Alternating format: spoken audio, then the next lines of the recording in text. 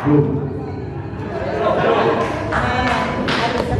Kenapa saya agak memaksa untuk minta waktu 15 menit saja?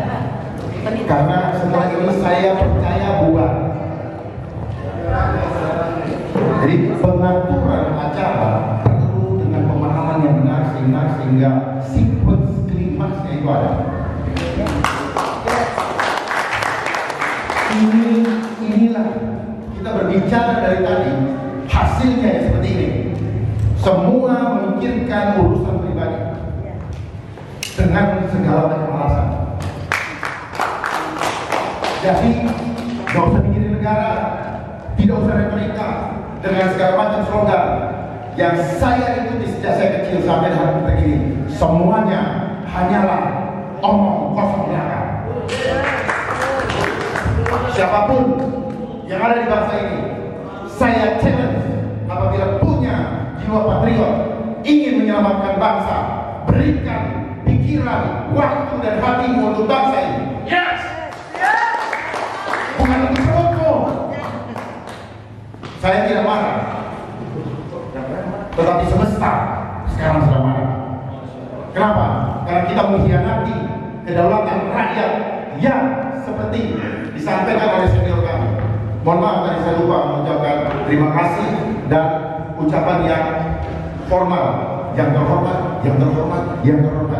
tapi diakhiri tidak dengan hormat. Saya akan langsung kepada ini. Apa yang disampaikan oleh perwakilan ibu dari BPIP dan juga senior kami, Letnan Jenderal Purnawirawan Bambang Darwono, semua sudah ada. Tetapi tadi belum mendalam secara teoritis, secara konsep apa yang disampaikan. Saya sangat tertarik apa yang disampaikan oleh senior saya, Bapak Bambang Darwono. Beliau menggambarkan dengan sangat jelas. Tetapi yang kita lupakan dan yang kita tidak pahami, kenapa internalisasi Pancasila tidak berjalan di dalam konstitusi pasca reformasi 98. Karena semua kita nggak paham bahwa reformasi itu ada kekuatan yang mendorong supaya itu terjadi. Memang konsepnya bagus, agendanya bagus, 6 agenda pokok reformasi, bla bla bla bla bla bla, reformasi hukum. Ternyata semuanya tidak berjalan. Karena itu hanyalah propaganda untuk membius kita, menghipnotis kita supaya kita masuk dalam jebakan PKI. Saya men-challenge BPIP untuk sungguh-sungguh turun memahami, jangan pakai variabel, jangan pakai nilai-nilai kuantitatif di dalam menghitung nilai kualitatif. Setuju. Tadi Pak Darmono bilang bahwa Kemenhan menyampaikan hasil analisa atau hasil evaluasinya bahwa dari sekolah, ya memang dari sekolah. Jadi hasil yang ada sekarang adalah tanggung jawab para guru terhadap masa depan generasi muda bangsa. Jadi hasil yang terjadi sekarang tidak lepas daripada sistem edukasi yang kita ikuti, yang mengadopsi nilai-nilai, prinsip-prinsip dan budaya dari bangsa. Pernah tidak dievaluasi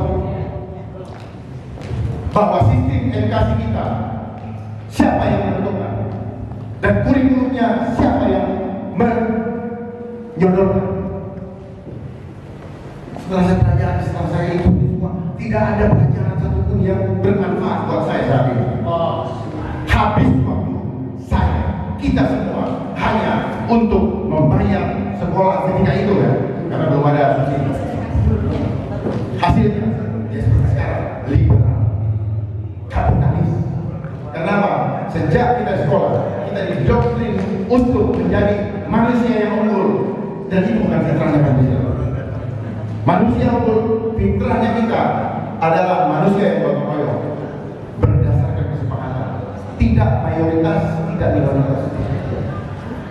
Fitrah kita adalah nuswantara, numaduk, suamadu, hidup, rahmat. Jadi setiap perbuatan kita harus bertanggung jawab kepada Tuhan.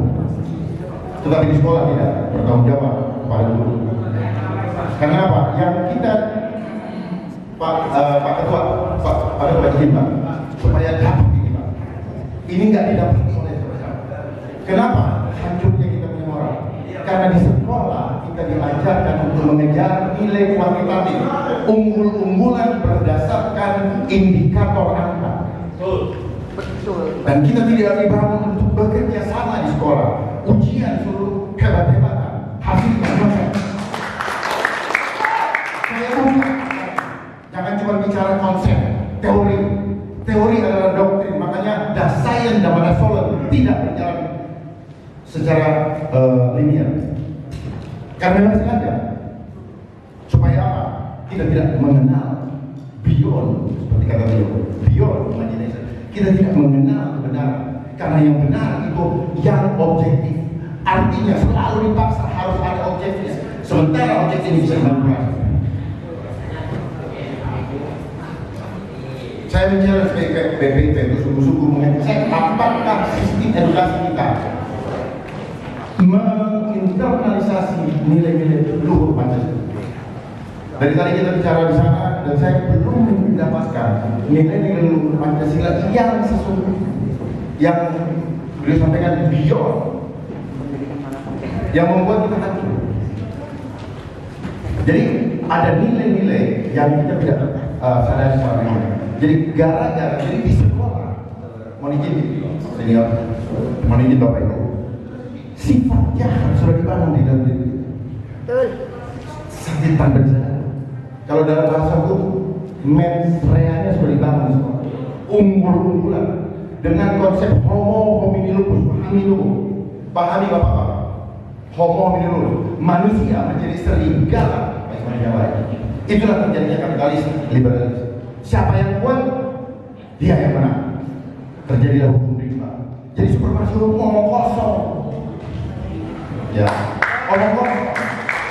Saya orang hukum dan saya menjalani di bidang hukum. Saya tahu persis semua retorika. Ikan busuk dari kepala. Nah, kepala ini melambangkan apa? Pikiran. Kalau pikirannya kotor, pikirannya buruk, maka tangan dan kakinya akan melangkah untuk mengerjakan pekerjaan-pekerjaan busuk. Tapi itu hanya slogan. Tapi itu teruji. Apa yang disampaikan oleh Luhur kita tentang peribahasa itu teruji. Mungkin saya ngomong karena beliau tadi sudah sampaikan sudah cukup detail. Tapi yang kenapa tidak jalan? Karena konstitusi yang ada sekarang setelah pasca reformasi jelas-jelas mengignore. Kalau beliau bilang tadi tidak membumi, tidak lagi ada. Ibu bilang tidak membumi. Ya memang nggak membumi, dibikin terlalu, bikin retorika. Mari kita nilai. 5 sila aja dibikin 36 butir, kita bingung. Lo ngapalin aja bingung gimana mau menghayatinya. Bicara internal, kita pakai bahasa Inggris lagi inter. Ya, inter itu apa? Dalam diri. Dalam diri itu apa? Kontemplasi setelah itu dihayati. Setelah dihayati baru diamalkan. Itu adalah proses atau cara. Jadi proses atau cara kita untuk menghayati nilai-nilai ajaran-ajaran, nilai-nilai Pancasila di dalam kehidupan kita. Kita siapa? Kita bangsa Indonesia. Untuk apa? Untuk membentuk, mewujudkan sikap dan perilaku. Perilaku yang apa? Kenapa? Sila pertama kenapa ditaruh ketuhanan yang Maha Esa? Karena kita tidak berbicara keagamaan yang Maha Esa. Ketuhanan makanya lain level. Lain level cara bisa menghayati. Jangan keagamaan, tapi ketuhanan lain level. Dan akhirnya itu berpolarisasi. Dan polarisasi adalah cara bahasa baru dari adu domba. Kenapa bukan adu kambing? Kenapa bukan adu ayam? Pernah kita berpikir siapa yang mencetuskan kata domba? Karena domba itu penurut. Orang-orang yang penurut yang diadu karena tidak punya pemahaman spiritual yang benar. Ingat di sekolah, siapa yang menentukan sistem harus 6 tahun? Pernah nggak dikaji? Kenapa harus 6 tahun? Dan kenapa kita punya waktu habis dalam seminggu 168 jam habis untuk mengasah intelektual? Karena kita tahu bahwa hidup kita itu harus spiritual dulu, baru intelektual. Makanya Bapak tadi menyampaikan karakter itu terbangun karena spiritualnya. Jadi seorang pemimpin harus punya kemampuan spiritual dulu yang tinggi, baru dia melaksanakan tugasnya dengan inteleknya, tetapi dipagari oleh spiritualnya. Dia tahu kapan dia muncul, dia tahu kapan dia berhenti. Nah, intelektual yang tadi senior saya sampaikan atau kompetensi, dia hanya menjadi orang pintar. Dia tahu kapan, dia tahu apa yang dia mau, dia tahu apa yang dia mau. Hanya itu aja. Tapi orang cerdas adalah orang yang mendapat hidayah. Dia tahu apa yang dilarang oleh Tuhan. Itu bedanya. Sementara sistem edukasi kita menggunakan sistem standar mutu. Standar itu kuantitatif, mutu kuantitatif. Tidak bisa dihitung dengan kuantitatif. Akhirnya apa? Yang ada pencitraan. Kita menjadi orang-orang munafik. Setelah reformasi 98 terjadi perubahan struktur di pemerintahan. Muncul mental muncul kominfo, muncul ABC, lembaga-lembaga yang ada huruf B-nya. Apakah itu gara-gara yang balik layar kita pikir, oh kita dihipnotis, oh bagus otonomi daerah. Yes, persoalannya kenapa semuanya jadi hancur? Karena keserakahan. Hanya cuma itu aja. Sistem apapun, konsep apapun yang kita kalau nilai-nilai luhur Pancasila tidak terinternalisasi dengan benar, hasilnya zong, bahkan minus, seperti yang sedang kita rasakan dan alami. 2 tahun dari 2019, 2020 sampai sekarang, ini adalah lebih parah dari sebelumnya. Saya tahu apa yang terjadi balik rahasia yang sedang dimainkan ini. Saya tahu. Saya tahu. Saya tahu. Kenapa saya sampaikan? Karena saya melihat kehancuran bangsa ini sudah di depan mata. Mari kita uji. Jangan berbicara hanya formalitas saja. Turun ke lapangan dan mari kita lihat kehancuran dengan adanya dunia maya. Dan dunia maya ini tidak bisa diselesaikan oleh TNI, tidak bisa diselesaikan oleh Polri, tidak bisa diselesaikan oleh ulama sekalipun juga tidak bisa diselesaikan oleh guru. Karena apa? Karena dia masuk sampai di dalam kamar anak-anak itu. Yang dihancurkan apa? Mindset. Jadi hebatnya mereka luar biasa. Oleh sebab itu, mindsetnya rusak. Kalau generasinya sudah lemah mindsetnya, sudah termanipulasi, maka kehancuran tidak berubah. Jangan dipikir, oh kemajuan teknologi, keniscayaan, seperti Bapak tadi bilang, revolusi industri 5.0 menggantikan manusia dengan mesin. Apa yang terjadi? Banyak startup yang sekarang mem-PHK karyawannya. Waktu belum jadi, kerja saja. Begitu jadi curang mereka. Sementara kita sudah terbiasa digiring, kalau mau makan harus bekerja, kalau mau kerja, kalau mau makan harus punya uang, untuk punya uang harus punya pekerjaan, untuk punya pekerjaan harus mencari lapangan pekerjaan. Sementara itu tidak disediakan. Sekolah terus-terusan, berapa coba pernah dikajikan, berapa banyak yang sekolah, terus berapa banyak yang lulus, terus lapangan pekerjaan yang disediakan, lalu buat apa sekolah? Sementara paham nggak kalau sistem edukasi itu hanya mengejar ijazah? Yes. Tahu nggak kenapa kita mengejar ijazah? Karena memang kita diprogram menjadi pekerja, labor. Saya labor. Kita semua labor.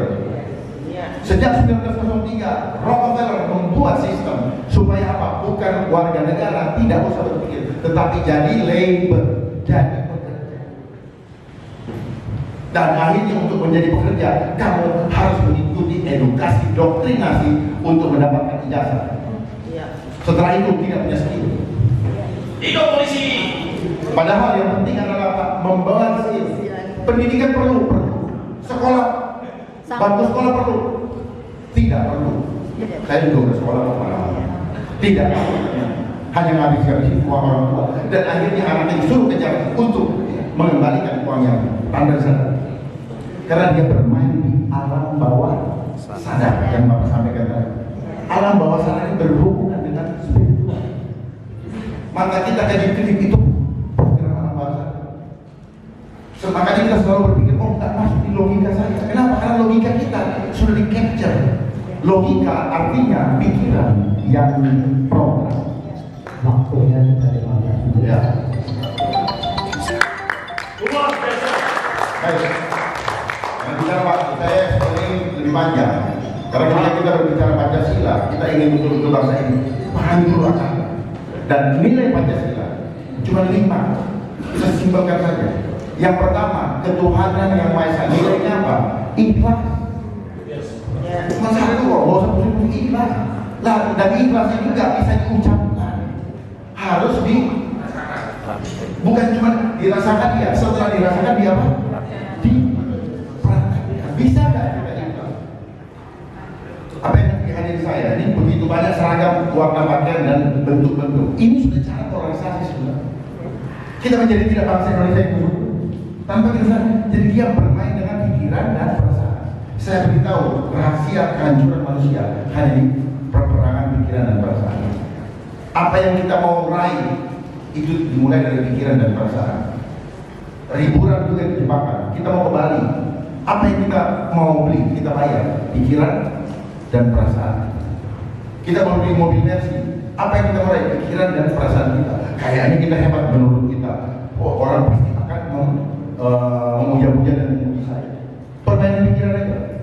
Jadi nggak usah pusing-pusing. Kalau pikiran kita tidak benar, maka hancur semua. Jadi ketuhanan yang Maha Esa adalah nilai luhurnya ikhlas. Dan bangsa Indonesia fitrahnya adalah ikhlas. Bagaimana ikhlas? Menerima dari Tuhan yang Sang Esa. Dia menciptakan perbedaan. Kita tidak bisa menolak. Harus ikhlas kita menerima. Baru kita bisa masuk ke sila kedua. Kemanusiaan yang adil dan beradab. Nilainya apa? Menerima, menikmati dan menghargai. Menerima apa? Apapun ciptaan Tuhan. Hidungnya pesek kayak, kepalanya mundur kayak, kita nggak bisa menciptanya. Maka kita harus menerima. Kita nikmati saja tanpa harus menilai. Karena itu adalah ciptaan yang mulia. Lalu kita hargai dan hormati ciptaan Tuhan itu. Baru kita bisa adil. Tanpa itu kita nggak bisa adil. Bagaimana kita bisa adil? Kita diukur dengan angka kok. Begitu kita lihat gambar angka 2 dengan 5, sudah nggak adil. Ini main rasa loh. Ya. Jadi kalau bicara internalisasi, mungkin ini menjadi PR BPIP. Pahami dulu nilai spiritualnya. Nggak bisa kita cuma bicara ini indikator enggak. Manusianya masih cinta sama uang, kalau masih cinta sama uang, omong kosong. Kita bisa adil. Kalau melihat betapa kejahatannya, sudah adil. Melihat manusia dari tampaknya, sudah adil. Merendahkan yang itu. Nah itu, kalau kita sudah adil, tidak mungkin kita beradab. Tidak mungkin. Masuk ke sila ketiga. Sila ketiga nilai luhurnya apa? Bersyukur. Bersyukur apa? Menerima yang tidak baik dan menerima yang baik dari Tuhan sebagai hadiah terindah dari Allah. Pahami dulu itu. Baru kita bisa bersyukur. Oh dia tak hapus dia ini. Oh gini. Jadi bicara apa? Bicara spirit, bicara jiwa. Kalau bicara Pancasila, maka kita bicara membangun jiwa. Nah, yang berikutnya, jiwa-jiwa ini sekarang dihancurkan oleh cyber. Ingat ya, kita ingin ke bawah, kemana-mana ke bawah. Kata artificial intelligence artinya apa? Art, seni buatan untuk mengintel kita. Mohon izin Pak, pasti Bapak paham intelijen. Tapi banyak orang nggak ngerti bahasa orang itu nggak apa. Dia sedang diinteli oleh alam itu. Ya. Kita kalau rapat sudah fokus, ngerasa ini semua. Makanya dia bilang apa? Yang jauh jadi dekat, yang dekat jadi jauh. Jauh apanya? Spirit. Jiwanya nggak ada di sini. Di mana? Yang keempat, kerakyatan yang dipimpin oleh hikmat. Kerakyatan, rakyat yang dipimpin oleh hikmat. Hikmat itu apa? Dari hidayah dari Tuhan. Dia tidak memuji, makanya perlu puasa. Kalau nggak puasa, kita nggak melatih puasa, kita akan didorong rakus terus. Akhirnya banyak tidur. Larilah ke Prodia, keluarin uang karena masih banyak punya uang. Sampai di Prodia, takut dikasih stop angkanya sekian. Diintimidasi, kita punya mindset dengan angka. Termasuk selama pandemi ini, angka mengintimidasi kita. Iya betul. Padahal kita sudah tahu, kita sudah sering memanipulasi angka itu sendiri. Betul. Tapi angka itu berkorelasi dengan angka itu. Paham tidak?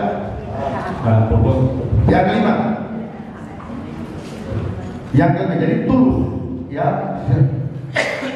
Kerakyatan yang dipimpin oleh hikmat, kebijaksanaan dalam permusyawaratan pelajaran.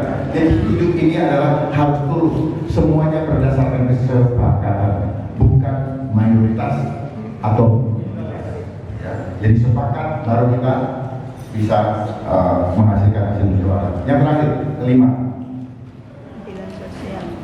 keadilan sosial bagi seluruh rakyat Indonesia. Nilainya apa? Bahagia bersama. Jadi kita sebagai umat Tuhan bukan mementingkan jadikan diri kita manfaat untuk orang lain. Gak usah pikir, gak usah hitung, gue mau dapat apa, gak usah. Lakukan saja yang nilai Allah. Dan semua kita kembalikan untuk kemuliaan Tuhan. Nah inilah gerbang menuju Indonesia kita. Ada yang saya suka sebut dengan Nuswantara. Nu makhluk swa mandiri antar tujuh rakyat. Nah Nuswantara itu rohnya Nusantara. Nusantara itu fisiknya. Kalau spiritnya adalah Nuswantara. Manusia yang selalu mempertanggungjawabkan, dia selalu takut Tuhan sehingga ketika diberikan hasil yang halal dengan tidak, dia sudah tahu bahwa saya harus pilih yang tidak halal. Jadi mudah. Bagaimana ada di sini hasil korupsi, ini apa, terus kemudian tangan saya tidak bisa menggerakkan. Ini tidak diajarkan. Kenapa korupsi selalu terjadi di bangsa ini? Karena badannya menggerakkan itu dikomandoi dari jiwa. Jiwa itu pikiran, perasaan dan cinta. Tangannya ini tinggal ngikutin yang ini. Kalau dia punya filter iman, tidak kuat, maka pasti jebol. Pasti jebol. KPK tidak ada gunanya. KPK hanya ingin melukai manusia, melukai hati. Padahal manusia kita ini terjebak dalam sistem sendiri. Sistem yang membuat kita menjadi rusak. Seperti tadi di sekolah kita dibangun sifat jahat, mentalnya. Tinggal tunggu kesempatan muncul, perasaan ada, dan kesempatan itu dibuka lebar-lebar. Kenapa pegawai negeri gajinya kecil? Pernah dikaji kan? Ternyata sengaja karena sifat jahat di sekolah, di sistem kita tahu kita kejarnya angka. Maka ketika kita lihat di sini anggaran tolak-tolak dan diajarin untuk bagaimana cara mengambil dengan aman. Bahkan kita ditongkong, kalau tidak habis, kamu saya nilai jelek. Itu adalah cara sealam bawah sadar untuk membuat. Ya, kita tolak-tolak ke anjing ini dia. Oh, ada yang lihat? Enggak diajarin. Silakan ambil. Ya. Dan nanti ada hukum sudah siap menjadi internet, net jaring untuk menjaring hasil manifestasi dari sifat jahat yang dibangun sekolah dan akhirnya kita berbuat jahat. Jadi semua itu terjadi tanpa kita sadari karena mereka pintar sekali yang mengatur sistem dunia ini adalah mereka yang pandai dan tahu bagaimana memainkan. Lihat aja ilmu-ilmu dibagi per kotak supaya apa? Ego. Dan ego adalah awal daripada dosa. kita semua dibangun ego-ego ini, maka kita tidak akan pernah kembali ke fitrah. Ini yang disampaikan semua akan menjadi konkret. Manakala kita tidak paham akar yang sesungguhnya. Wabillahi taufiq wal hidayah. Assalamualaikum warahmatullahi wabarakatuh. Sahabat Pancasila. Merdeka. Merdekakan jiwa. Lahir dan batin. Lahir dan batin bisa merdeka apabila kita tidak takut untuk tidak seragam. Karena selama kita di sekolah, kita didoktrin untuk berseragam, sehingga tidak takut untuk menjadi berbeda dari yang seragam itu. Pahami itu, berseragam.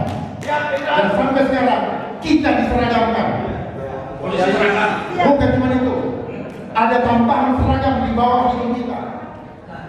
Tanpa kita sadari, membuat kita tidak enak, menghargai, padahal yang sedang dihancurkan adalah mindset kita. Nothing, tidak ada satupun yang dapat menghancurkan tubuh kita kalau bukan Tuhan yang memanggil kita pulang. Dan jangan dengan konsep sesat. Ya, saat ini terjadi konsep sesat, dan saya menunggu untuk kita berdiskusi dengan mereka siapapun juga itu yang sedang mau menghancurkan bangsa ini. Saya rela lakukan diri saya untuk bangsa ini. Kalau waktunya tinggal sedikit, kehancuran sudah di depan. Jangan dari yang terlihat cuma ilusi. Kami pahami ujang di balik batu dari mereka yang sudah berbicara. Merdeka! Apakah mereka punya hati untuk bangsa atau untuk mereka yang Bapak sampaikan tadi, global corporate kapitalis besar? Saya tidak mau mengatakan itu, tapi itu adalah faktanya. Kenapa kita menjadi pengkhianat? Karena kita cinta akan uang, mudah sekali. Dan segala macam apa yang dilakukan, termasuk pembentukan sistem negara lewat konstitusi, semuanya tidak bisa lepas dari hitungan-hitungan angka. Makanya semua hitungan pakai angka. One man, one vote, one value. Sekali lagi, terima kasih. Sampai jumpa di lain kesempatan. Tetap berjalan dalam kebenaran, walaupun sendiri, walaupun dunia mengucilkanmu. Buat sejarah.